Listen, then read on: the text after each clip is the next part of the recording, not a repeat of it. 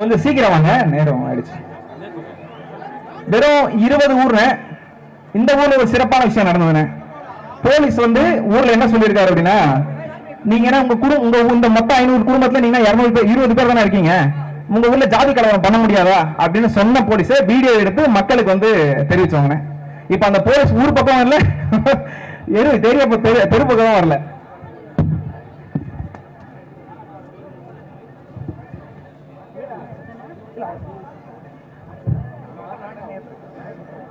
வேற வேற யாரு?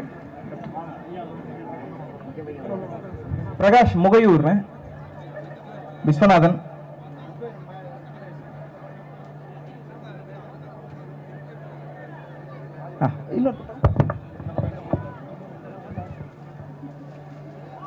செங்கல்பட்டா போதும், 2 போதும்.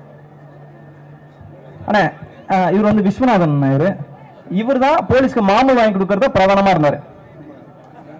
ஆனா இப்போ நான் கோயில சத்தியம் பண்ணி சொல்றேன், இதுக்கப்புறம் கலப்படம் இல்லாம போலீஸ்க்கு மாமூல் கொடுக்காம நான் கல் ஏறுவேன், வழக்கு போட்டு நான் பாத்துக்கிறேன்னு சொல்லிட்டு தைரியமா நின்று முன்னாடி நிக்கிறவங்க.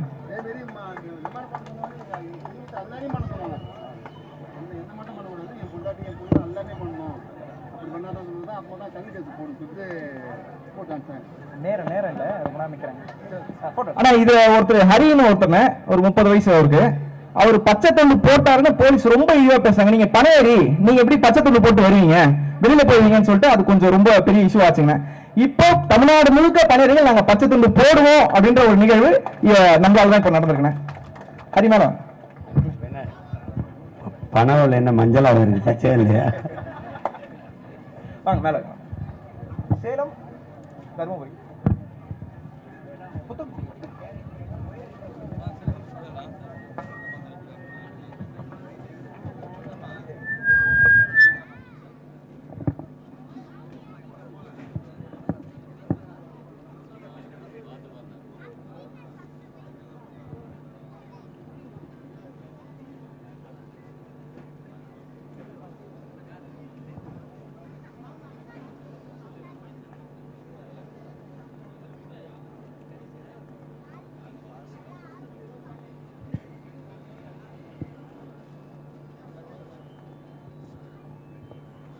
இப்போ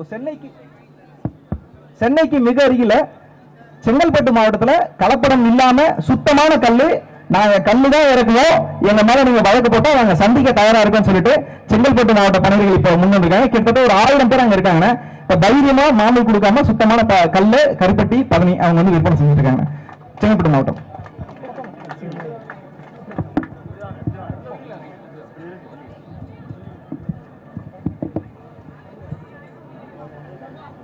திருச்சி மாவட்டம் பண்ணிருக்கேன், சந்திக்கலாம். கீழே இருக்கு, கொஞ்சம் சீக்கிரம் இல்லைங்க.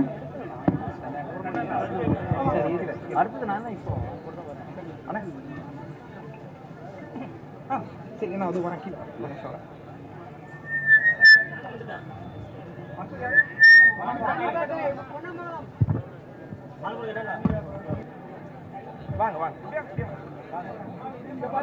வாங்க.